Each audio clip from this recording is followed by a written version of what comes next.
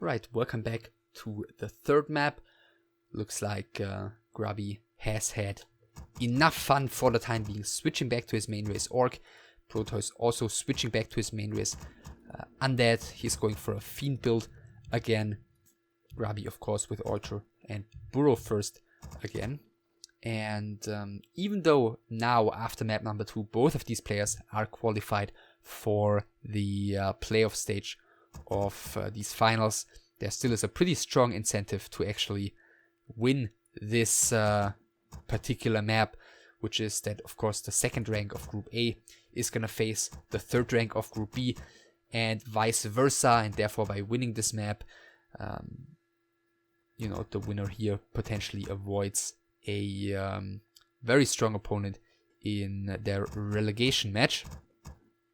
And yeah, therefore we see both of them picking their best races again. Ultra is about to finish. I would be very surprised to see anything else than a Blade Master here by Grubby, and yeah, there it is.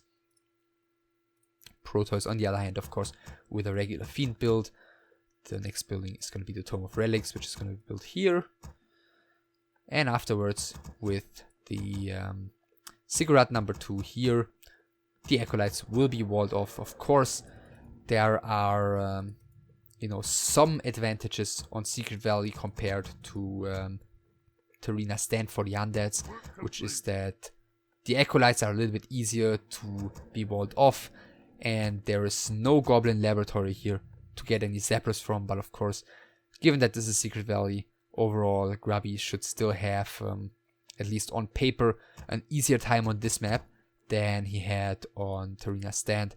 I mean, a lot of good creeping opportunities here for the Orcs, of course, coupled with the heal fountains that can be used, usually makes for a pleasant experience from an Orc's perspective.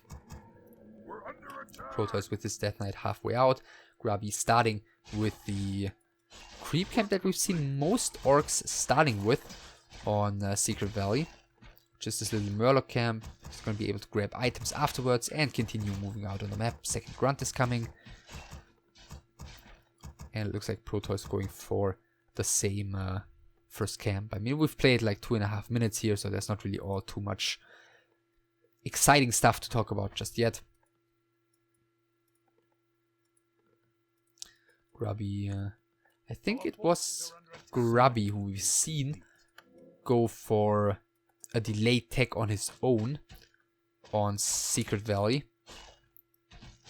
in his match against Hasuops, where he used the additional grunt for some increased map presence early on.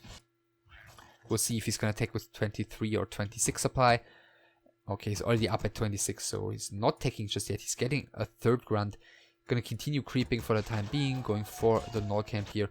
And Protois is going for this one first, not going Hasuop style for the Goblin Merchant super quickly, but for a more conservative creep route here.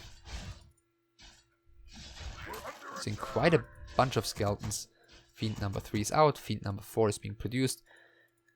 On Tarina Stand, the next thing he did was go for a tier 2. We'll keep an eye on whether that's going to be the case here as well, or if he's going to get another Fiend into production. Grubby is going to be heading for this Goblin Merchant here. Pretty sure level 2 now reached for Protois, but it looks like this Ogre Magi is really a peaceful one. Doesn't want to take part in all of the violence here, and that may be a saving grace for Grubby, who did buy the Boots of Speed here at the Goblin Merchant, who's going to be able to come in before the Ogre Magi actually falls here, which is very unfortunate for Protois. But speaking of unfortunate, the one creep here has gone to Protois. Grubby using the backstep too early. First coil had to be used on one of the Fiends already, and that's not going to be the last one, as Grubby's doing some nice blocking with his grunt, and he's clearly playing the drain the Death Knight out of his mana as quickly as possible game, and he's done well. Death Knight is soon going to have 2 more coils available, whereas the Blade Master is almost still at full mana. Of course, with these items, the mana, the additional mana and additional mana regeneration is not to be underestimated, because the Blade Master, with a large number of Windwalks, can just apply so much pressure to these fiends early on. By the way, Protois now at 29 supply. His tech has been going for a while, so yeah, it was 26 supply tech again. Blade Master seeing the Null Brute here, seeing the Tome of Intelligence, and he's trying to go for another surround, but Protois is squeezing out, squeezing to the back. He only has one more coil though, and it looks like that one is going to be forced, yeah, pretty soon here by the Blade Master. I guess like 1-2 more hits on his fiend, and the coil is going to have to be used right now, and that is one Death Knight that is out of mana for the time being. Also using the second charge of dust already, so for the time being he doesn't have one. Blade Master dealing some more damage. Of course he is also not looking all too healthy. Using a heal salve here. And just sticking close.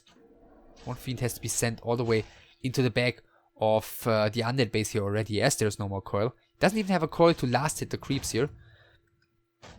And he doesn't have dust anymore, so this is very awkward. We've seen Grubby previously trying to get in between the fiends and the undead base with his grunts, but Protois has paid attention. It looks like even one of the fiends is gonna fall here. Protois trying to go for the deny, but barely misses. Blade Master a little bit faster. Another Windwalk has been used. This is the last one though.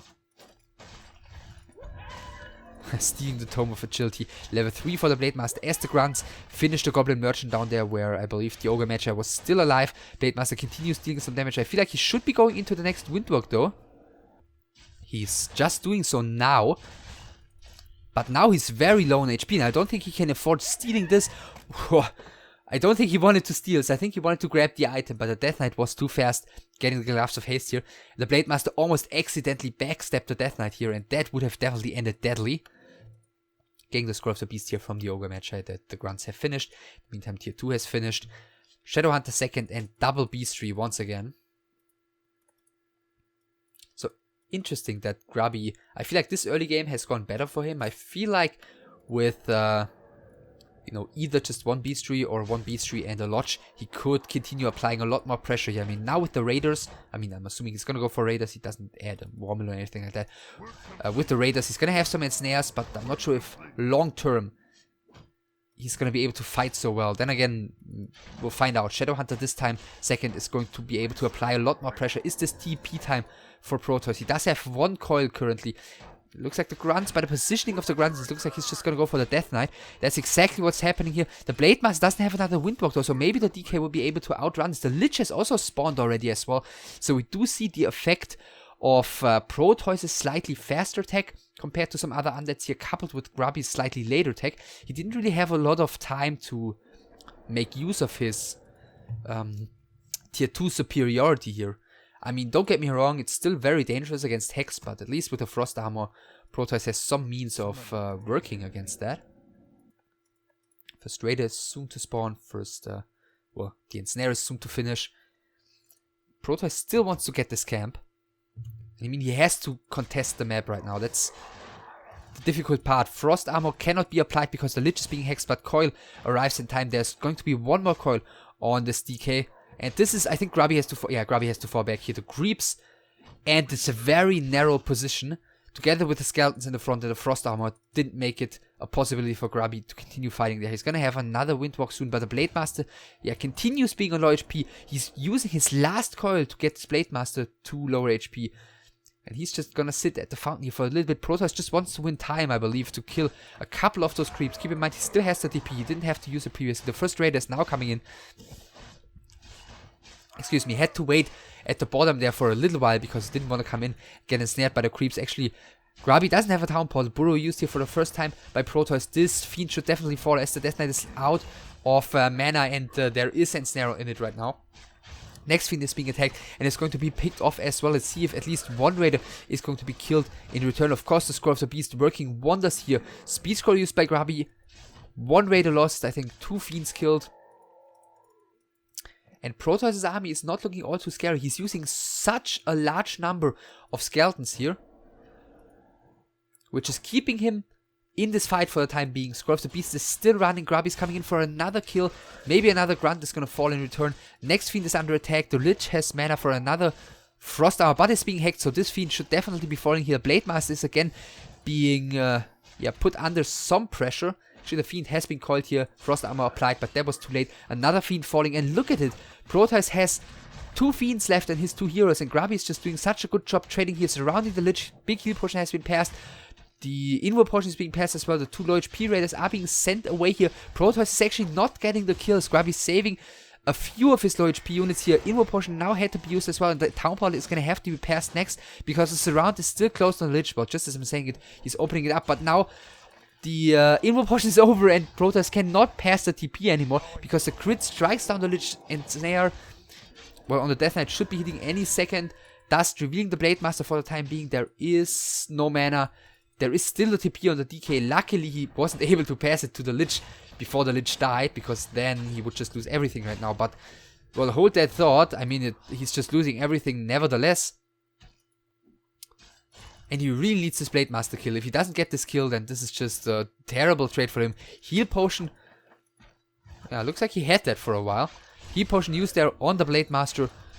And now with the Shadow Hunter reaching level 2, Heal Wave is going to come into play as well. And finally Protois decides to pull the Town Portal. Let's see, this Fiend, okay, actually survives. Well, I mean, the Scroll of the Beast certainly helpful there for Grubby.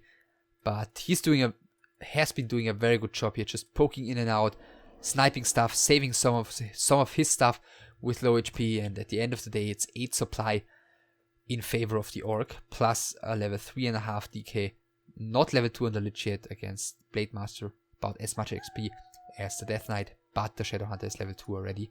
And he sees the Undead coming in. He cannot start creeping here, but I don't think he has any intention to. He can just ensnare this Death Knight, who did not rebuy a Town Portal. Yes, we're gonna have to use it quite quickly here. There's so much ensnare available. He's just calling GG.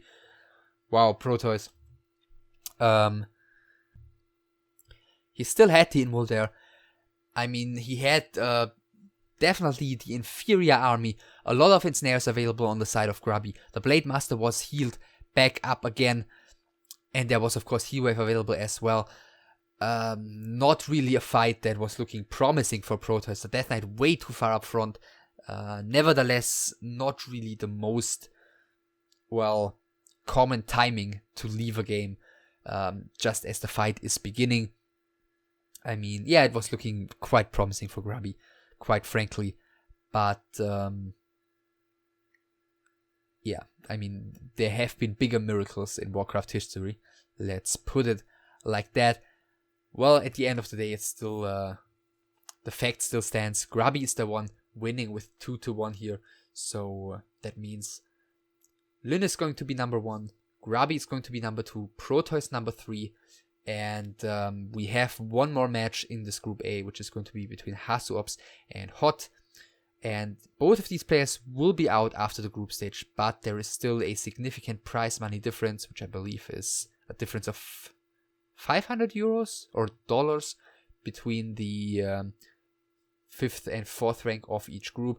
And Hasuops needs to win with a 2-0 score in order to end up on rank 4 of this group. So we'll have him face Hot next. I hope you enjoyed this best of 3.